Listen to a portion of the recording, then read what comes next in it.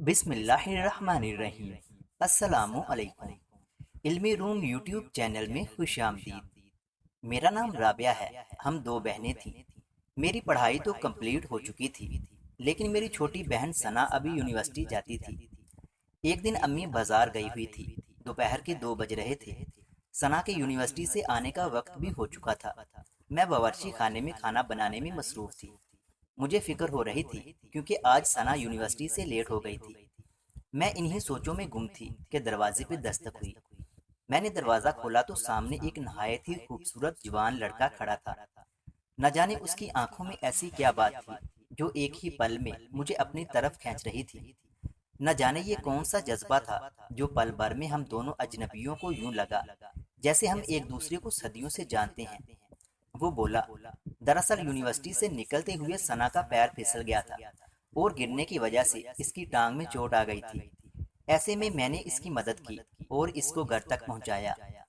میں نے اس کا شکریہ ادا کیا، لیکن اسے اندر بلانا مناسب نہ سمجھا کیونکہ امی گھر پر نہیں تھی، مگر ثنا ندان اس کو زور دے کر اندر لے ہی آئی۔ ابھی وہ لڑکا بیٹھا ہی تھا کہ امی بھی بازار سے آ گئی۔ امی نے بھی ان کا شکریہ ادا کیا۔ وہ دیکھنے سے شریف لگتا تھا اور تھا بھی۔ اس کی موجودگی میں بہت غیر محفوظ سا محفوظ کر رہی تھی کیونکہ وہ بات تو ثنا سے کر رہا تھا، مگر اس کی چور نگاہ مجھ پر تھی۔ جیسے میں اس کی طرف دیکھتی تو وہ شرم سے سرخ ہو جاتا اور نظر جھکا لیتا۔ شاید یہ سب اس کے بھی بس میں نہ رہا تھا۔ وہی کشش اسے بھی میری طرف بری طرح کھینچ رہی تھی، مگر اس کی حیا میرے دل کو ایسی بائی کہ ایک پل میں اس اجنبی کی ہو گئی۔ شرم سے پانی تو میں بھی ہوئی جا رہی تھی۔ بیٹا، تمہارے ابو کا کیا نام ہے؟ امی نے اس کے چہرے کی طرف غور کرنے کے بعد پوچھا۔ جی شہزاد علی۔ مگر آنٹی کیوں؟ ان کے جواب پر امی کا چہرہ ایک دم خوشی سے کھل اٹھا۔ اچھا تو پروین کے بیٹے ہو؟ ارے بیٹا، جب تم لوگ بہت چھوٹے تھے تب ہمارے پڑوسی ہوا کرتے تھے۔ ان کے ابو سے تمہارے ابو کی اچھی دوستی تھی۔ اوہ، یہ تو بہت اچھی بات ہے۔ وہ خوشی سے بولے جیسے مجھ تک پہنچنے کے لیے اس کے راستے ہموار ہو گئے ہوں۔ کچھ ہی پل وہ بیٹھے تھے، پھر چل دیے۔ آج میرے دل میں بہت ہلچل تھی، مگر میں اس ہلچل کو نظر انداز کرنا چاہتی تھی جو میں چاہ کر بھی نہ کر سکی۔ کچھ ہی دن میں وہ میرے دل پر راج کرنے لگا۔ ان کی آنکھ میں چھپی حیا، ان کا انداز گفتگو، ان کا اخلاق، میں تو بس انہی کی ہو کر رہ گئی۔ یہی حال ان کا بھی تھا۔ ان کے اور میرے ابو پرانے جاننے والے نکلے۔ شاید یہ قسمت تھی جو ہم دونوں کو ملانے کے سبب پیدا کر رہی تھی۔ ابو کو جب پتہ چلا تو ابو نے ان کے لیے گھر پر دعوت رکھی۔ اس موقع پر وہ اور ان کی بہن آئی تھی۔ مسکان تو ان کے لبوں پر سے جا ہی نہیں رہی تھی۔ کھانے وغیرہ سے فارغ ہونے کے بعد میں برتن سمیٹ کر چائے تیار کر رہی تھی کہ مجھے اچانک ان کے وجود کی خوشبو محسوس ہوئی۔ ایک گلاس پانی ملے گا؟ میں ان کو باورچی خانے میں دیکھ کر حیران رہ گئی۔ پانی پینے کے بعد وہ گویا ہوئے، رابعہ آپ مجھے بہت پسند ہیں۔ جب سے آپ کو دیکھا ہے آپ ہی کا ہو گیا ہوں۔ یہ میری طرف سے ایک حقیر سا تحفہ ہے۔ اگر آپ بھی مجھے پسند کرتی ہیں تو اس کو پہن کر باہر آ جائیں، اگر نہ پہنی تو بھی میں آپ کی مرضی سمجھ جاؤں گا۔ یہ بول کر وہ ایک انگوٹھی وہاں رکھے چلے گئے۔ میرا دل دھک دھک کر رہا تھا، مگر پھر میں نے وہی کیا جو دل نے مجھ سے کروا دیا۔ میں نے سہیب کی محبت کی یہ نشانی اپنے وجود کا حصہ بنا لی اور چائے لے کر مہمانوں کے پاس چل دی۔ سہیب بہت بے چین لگ رہے تھے، مگر جیسے ہی میری انگلی میں اپنی محبت کا اقرار دیکھا تو خوشی سے جھوم گئے۔ پہلی بار انہوں نے نظر بھر کر میرے چہرے کی طرف دیکھا۔ ان کی نظر سے میں پانی پانی ہو گئی۔ ایک خاموش مسکان دونوں کے لبوں پر تھی۔ میں ان دنوں کتنی خوش تھی، یوں لگتا تھا جیسے ہواؤں میں ہوں۔ پھر انکل نے ہمیں ایک رات کھانے پر بلایا۔ میں نے جی بھر کر سنگار کیا۔ اس دن جب ہم ان کے گھر پہنچے، میری نظر مسلسل سہیب کو تلاش کر رہی تھی، مگر وہ کہیں نظر نہ آئے۔ اچانک ہی میں ایک مضبوط نوجوان سے ٹکرائی اور خود کو سنبھال نہ سکی اور گرتے گرتے بچی۔ غلطی بھی میری اپنی تھی، مگر ایک غیر محرم کا ہاتھ میری کمر کو چھوا تھا۔ مجھے غصہ آنے لگا تو میں نے اسے اچھی خاصی سنا دی۔ کافی دیر سنانے کے بعد بھی ان کے چہرے پر مسکراہٹ تھی اور وہ ہاتھ باندھے تابع داری کے ساتھ میری ڈانٹ سن رہے تھے۔ مجھے شرمندگی سی ہوئی اور میں وہاں سے چل دی۔ وہ سہیب کا بھائی طیب تھا۔ خیر اس کے بعد وہ مجھے نہ دکھا۔ سہیب اس دن کام کے سلسلے میں کہیں گئے ہوئے تھے۔ میں اداس سی ہو گئی تھی۔ خیر کچھ عرصہ گزرنے کے بعد ایک دن سہیب کی امی اور بہن ہمارے گھر آئے۔ اسی رات امی نے مجھ سے بات کی کہ تمہارے انکل اور ان کی بیوی تم کو اپنی بہو بنانا چاہتے ہیں۔ हमें तो पसंद है लड़का, तुम्हें कोई एतराज तो नहीं? मुझे भला क्या एतराज हो सकता था, मैं तो खुशी से खिल उठी। अम्मी जान, जैसा आप मुनासिब समझे। एक हफ्ता गुजरने के बाद आज वो लोग रस्म करने आए थे। सुहेब भी साथ थे। वक्ते रस्म हुआ। सुहेब की अम्मी ने मुझे अंगूठी डाली। मेरे हाथ से वो अंगूठी उतार ली गई जिसको मैंने पहले ही उस उंगली में पहन रखा था। ये सुहेब की ही मोहब्बत की निशानी थी। मैं समझ न सकी थी कि उस अंगूठी के उतरते वक्त मुझे इस कदर तड़प सी क्यों महसूस हुई थी। खैर, मुझे अंगूठी डाल दी गई। मैंने सुहेब के चेहरे की तरफ देखा, मगर वो बेतासर खड़े थे। अगले ही पल मुझ पर क्यामत बर्पा हो गई जब मेरी सास ने कहा कि आज से तुम मेरे बेटे तैयब की अमानत हो। दरअसल जिस लड़के से मैं उस दिन टकराई थी, उसने पहली बार देखकर ही मुझे पसंद कर लिया था, और फिर उसी के कहने पर यह रस्म की गई। सुहेब बाई की मोहब्बत में चुप हो गए थे। समझ नहीं आ रहा था क्या करूं। सुहेब ने आंख के इशारे से चुप रहने को कहा तो मैं समझ गई कि अब इनकार का भी कोई फायदा ना होगा। अगर मैं अपनी मोहब्बत और हक की खातर अभी खड़ी हो भी जाऊं तो वो महबूब ही मुझे अपनाने से इनकार कर देगा। पल में ही मेरी खुशियां बर्बाद हो गई और मैं बेजान मूरत बन गई। मेरी तैयब से मंगनी के बाद सुहेब कभी हमारे घर नहीं आए थे। एक दफा तैयब के कजन की शादी थी, हम लोग भी वहाँ मौजूद थे। घर में काफी गहमा गहमी थी। मैं उनके लान में गुमसुम बैठी थी। सर्दी बहुत ज्यादा थी, मगर मुझे उसकी परवाह नहीं थी। अचानक मुझ पर किसी ने पीछे से गर्म जैकेट डाल दी। मैंने चौंक कर देखा तो वो तैयब था। उसकी शक्ल देखते ही मुझे गुस्सा आने लगता था। मैं गुस्से से उठकर जाने लगी तो उसने मेरी कलाई थाम ली। मैंने छुड़ानी चाही तो उसने मुझको खींचकर खुद के करीब किया, जिससे मैं उसके कुशादा सीने से जा लगी। उसका चेहरा मेरे चेहरे के बिल्कुल नजदीक था। हम दोनों एक दूसरे की आंखों में आंखें डाले देख रहे थे। उसकी सांस तक मैं अपने चेहरे पर महसूस कर पा रही थी। एक पल के लिए वो मुझे बहुत भला लगा। उसकी इस बेबाकी ने मुझे अंदर तक झंझोड़ दिया था। सुहेब का अंदाज ऐसा बिल्कुल नहीं था, मगर वो बस एक ही पल था। मैंने गुस्से और नफरत से खुद को उसकी बाहों से छुड़ाना चाहा, मगर उसकी गिरफ्त बहुत मजबूत थी। मैं बेबस हो गई। वो मुसलसल मुझे तके जा रहा था। छोड़ दो मुझे, मैं गुस्से से बोली। अब और इंतजार नहीं होता, जल्द ही मेरी दुल्हन बनकर आ जाओ ना। जानती हो मेरी बहुत ख्वाहिश है तुम्हें अपनी दुल्हन बनते देखना। वो शौकी से मुस्कुराया, फिर उसने मुझे आजाद कर दिया। मुझे वो जहर लगा। मैंने उसको खरी खरी सुना दी, मगर वो मुसलसल मुस्कुराता ही रहा। मैं वहां से चल दी, मगर उसके वजूद की महक अभी तक मेरे अंग अंग में बसी थी। इतने करीब आज तक मेरे कोई नहीं हुआ था। वो पहला शख्स था। बस फिर ये सिलसिला यूं ही रहा। वो प्यार लुटाते नहीं थकता था और मैं उसे जलील करती ना थकती। वो बेचारा तो ऐसा करने की वजह भी नहीं जानता था। उसने मेरी हर बदतमीजी, हर बदसलूकी का जवाब बस नरमी और मोहब्बत से दिया। मैं उन दिनों बहुत तकलीफ में थी। किस्मत का सारा गुस्सा उस पर उतार देती। 6 महीने यूं ही गुजर गए। अब हमारी शादी की तारीख रखी जा चुकी थी। तैयब तो खुशी से पागल था। मैं जिंदा लाश बन गई थी। अपने महबूब को सारी उम्र अब जेठ की शक्ल में देखना था। मैं बहुत दुआ करती थी कि कोई रास्ता पैदा हो जो मुझे और सहेब को एक कर दे। वक्त बहुत तेजी से गुजरता गया और मैं तैयब की दुल्हन बन गई।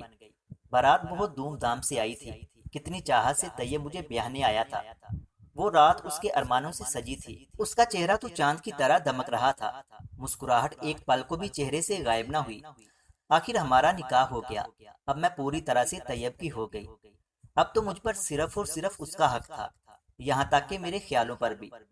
अपनी बेबसी पर मैं खून के आंसू रो रही थी। रुखसती का वक्त आ गया। मैंने इरादा कर लिया कि मैं अब भी सुहेब की जगह किसी को नहीं दूंगी। मुझे उस पल तैयब के वजूद से नफरत महसूस होने लगी। उम्र भर मैंने उसको नफरत की आग में जलाने का फैसला कर लिया। मैं दुल्हन के लिबास में घूंघट ओढ़े तैयब की सेज पर बैठी थी। कुछ ही देर में दरवाजा खुला और तैयब की फुफ्फो बुखलाई हुई सी कमरे में दाखिल हुई। सुनो बेटा, तैयब की कार का एक्सीडेंट हो गया है। वो बहुत जख्मी है, मगर बच्चों की तरह अस्पताल ना जाने की जिद कर रहा है। हमने पूरी कोशिश की है, मगर वो बिल्कुल नहीं मान रहा। बोलता है जैसा सब कुछ चल रहा था वैसा ही होना चाहिए। तो बेटा तुम बहुत ध्यान रखना और बस किसी तरह से उसको अस्पताल के लिए तैयार कर लेना। फिलहाल तो हमने उसकी बात रख ली है। वो होश में है, खतरे की कोई बात नहीं है। तुम परेशान ना होना। ये कहकर वो कमरे से चली गई। मगर मैंने जितना सुना मुझ पर बिजली गिरा गया। कुछ देर के बाद कमरे का दरवाजा एक बार फिर खुला। तैयब अंदर दाखिल हुए थे। उनका बदन जगह जगह से जख्मी था और खून रिस रहा था। नीली शेरवानी खूनो खून हो गई थी। चोटें मामूली नहीं थी। मैं बहुत परेशान हुई। مگر ظاہر نہ کیا اور بے رخی سے بیٹھی رہی۔ وہ بیڈ پر قریب آ کر بیٹھ گئے، تکلیف سے چہرہ سرخ ہو رہا تھا، ان کی دو پسلیاں بھی ٹوٹی ہوئی تھی، مگر میں اس بات سے بے خبر تھی۔ ہماری بیگم سے صبر نہیں ہوا کیا؟ گھونگھٹ خود ہی اٹھا لیا۔ وہ حسب عادت گہری مسکراہٹ کے ساتھ بولے، میں آپ کی بیگم نہیں ہوں، یہ بات ذہن نشین کر لیں۔ میں غصے سے بولی۔ وہ ہمیشہ کی طرح ہنس دیے تھے۔ اچھا، نکاح کیا ہے تم سے میں نے بیگم؟ وہ بغور میرے چہرے کا جائزہ لیتے ہوئے مجھے ستانے کے انداز سے بولے۔ میں نے ان کی طرف جب نظر اٹھا کر دیکھا تو محسوس ہوا وہ خاص تکلیف میں تھے۔ آپ آرام کریں، زیادہ بات آپ کے لیے ٹھیک نہیں ہے، لیٹ جائیں۔ میں نے زندگی میں پہلی بار ان سے نرمی سے بات کی تھی، جس پر وہ مجھے حیرت اور خوشی کے ملے جلے جذبات سے دیکھنے لگے، اور پھر مسکرا کر بیڈ کے تاج سے ٹیک لگا کر بیٹھ گئے۔ وہ بہت تکلیف میں تھے، مگر میرے محبت برے رویے کی ان کے چہرے پر چمک بھی ضرور تھی۔ میں نے اٹھ کر ان کا تکیہ درست کیا اور ان کو ٹھیک سے بٹھایا۔ آج مجھے احساس ہو رہا تھا کہ وہ مجھ سے کتنی شدت سے محبت کرتے ہیں۔ میرا دل یکدم نرم پڑ گیا، یا پھر یہ نکاح کی طاقت تھی۔ میں خاموش بیٹھی رہی۔ وہ کافی دیر میری خوبصورتی کی تعریف کرتے رہے تھے، پھر مجھ سے اپنی محبت کا اظہار کیا۔ میرے چہرے پر آئی ایک بالوں کی لٹ کو انہوں نے بہت پیار سے میرے چہرے پر سے ہٹایا۔ میری نظر اچانک بیڈ شیٹ پر پڑی تو وہ خون سے بری ہوئی تھی۔ طیب، آپ کیا بچپنا کر رہے ہیں؟ آپ کو ہسپتال جانا چاہیے ابھی کے ابھی، میں غصے سے بولی۔ وہ بس بیٹھے مجھے دیکھ کر مسکراتے رہے۔ ایک بار سینے سے نہیں لگو گی؟ انہوں نے بازو پھیلایا۔ وہی پل تھا جب ہر محبت ماند پڑ گئی اور نکاح کا تقدس مضبوط ثابت ہوا۔ ایک ہی پل میں دل اس مہربان کو جیون ساتھی ماننے پر تسلیم ہو گیا۔ یوں لگا میری محبت پر صرف میرے شوہر کا حق ہے، کسی غیر کا خیال ایک گناہ کے علاوہ اور کچھ نہیں۔ اس پل میں نے اپنا ماضی بلا کر سچے دل سے خود کو ہمیشہ ہمیشہ کے لیے طیب کے سپرد کر دیا تھا، اور روتے ہوئے ان کے سینے سے لگ گئی۔ بالکل پاگل ہیں آپ، چھوٹے بچوں کی طرح۔ میں کہیں بھاگ جاتی کیا، جو یوں اس حالت میں بھی آپ؟ انہوں نے میرے ہونٹوں پر انگلی رکھ دی۔ تم نہیں جانتی میری جان، یہ پل میرے لیے کیا اہمیت رکھتے ہیں۔ اس وقت کے لیے میں نے کتنا انتظار کیا ہے، یاد ہے نا؟ میں نے تم سے کہا تھا کہ میری خواہش ہے تمہیں اپنی دلہن بنتے دیکھنا، تو کیسے جانے دیتا ان پلوں کو؟ یہ بولتے ہوئے ان کی آنکھیں نم ہو گئیں۔ کاش تم میری ہوتی رابعہ۔ پہلی بار میں نے طیب کی آنکھوں میں آنسو اور مایوسی دیکھی تھی۔ میں کہنا چاہتی تھی کہ میں آپ ہی کی ہوں، مگر کہہ نہ سکی۔ انہوں نے مجھے ایک چین منہ دکھائی پہنائی، پھر میرا ہاتھ اپنے ہاتھ میں لیے آنکھیں بند کر کے سکون سے لیٹ گئے۔ طیب، زیادہ باتیں نہ کریں، آپ آرام کریں، میں بولی، مگر دوسری طرف سے کوئی جواب نہ ملا۔ طیب، میں نے زور سے ہلایا۔ جواب نہ پا کر میرے ہاتھ پیر پھولنے لگے۔ طیب، میں نے ان کو پوری طرح جھنجھوڑ دیا تو ان کی گردن ایک طرف کو ڈھلک گئی۔ مجھ پر قیامت ٹوٹ گئی۔ میں چیخ اٹھی۔ میری چیخ سن کر وہاں گھر والے بھی آ گئے، اور بس پھر کچھ ہی دیر میں گھر میں کوہرام مچ گیا۔ میں بے اختیار طیب کے سینے سے لپٹ گئی، مگر آج انہوں نے حسب عادت شرارت کے ساتھ مجھے اپنے بازو کی گرفت میں نہیں لیا۔ میرے کانوں میں اپنے ہی الفاظ گونجنے لگے، میں آپ کی بیگم نہیں ہوں۔ اور قدرت نے مجھے میرے کہے الفاظ کی ایسی سزا دی کہ بس کچھ ہی دیر میں واقع اب میں طیب کی بیگم سے ان کی بیوہ ہو گئی تھی۔ طیب کے چلے جانے کے بعد گھر والوں نے سہیب اور میری شادی کر دی، وہی جس سے شادی کے میں خواب دیکھتی تھی۔ اس سے شادی کے لیے میرا دل بالکل تیار نہ تھا، خود کو طیب کی امانت سمجھتی تھی۔ ان کے چلے جانے کے بعد ان کی باتوں سے محبت کی میں نے، جو ہمیشہ مجھے کہا کرتے تھے۔ میں بار بار بے ہوش ہو جاتی تھی، حالت بہت خراب ہو گئی۔ یوں لگتا جیسے طیب ابھی آ جائیں گے۔ دل ان کی موت کو تسلیم کرنے کو تیار نہیں تھا۔ میں خود کو اب ہمیشہ طیب ہی کی امانت بنا کر رکھنا چاہتی تھی، مگر گھر والوں کے زور دینے پر میری اور سہیب کی شادی ہو گئی۔ مجھے سہیب نے اپنی محبت کے سہارے نئی زندگی دی، ورنہ میں تو طیب کے ساتھ ہی چلی جاتی۔ ہاں، میں نے چاہا تھا کہ کوئی ایسا راستہ بنے کہ میں اور سہیب ایک ہو جائیں، مگر وہ دعا اس صورت پوری ہوگی یہ میں نے کبھی سوچا نہیں تھا۔ مجھے شک تھا کہ جیسے ان کی موت کی ذمہ دار میں ہوں، مگر پھر ایک دن وہ شک یقین میں بدل گیا جب ہمارے ڈرائیور سے اس رات کے بارے میں میری تفصیلی بات ہوئی۔ جب اس نے بتایا کہ بارات جب واپس لوٹ رہی تھی تب طیب صاحب نے بہانے سے مجھے اور گاڑی میں بٹھایا، ان کی امی اور پھوپھو کو دوسری گاڑی میں بھیج دیا۔